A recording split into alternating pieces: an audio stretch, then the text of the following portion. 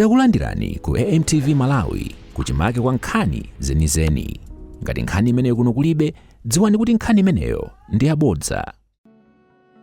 Phungu wa Blantyre City South East Samia Suleiman akadzipereka ku polisi chifukwa cha kutsatira kusindikizidwa kwa chikalata choti iwo amangidwe.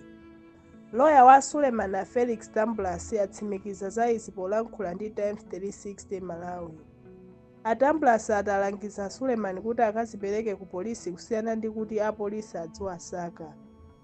Pakadali pano afika kale ku polisi kuti amve bwinobwino zifukwa zomwe akuwafunira, atero Tamblas. Ngakhale sanafotokoze bwinobwino pa zifukwa, chikalata chomwe taona chikukamba za nkhani yokhudza zomwe Suleiman ananena pa interview yomwe inaonetsedwa pa tsamba la mchezo la chipani cha DPP pa Facebook kuti akuluakulu ena a chipani cha MCP akufuna kuwapha.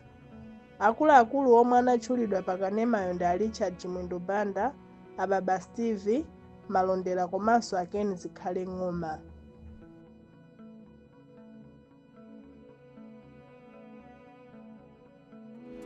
Osayiwala kupanga subscribe ku channel ya AMTV Malawi.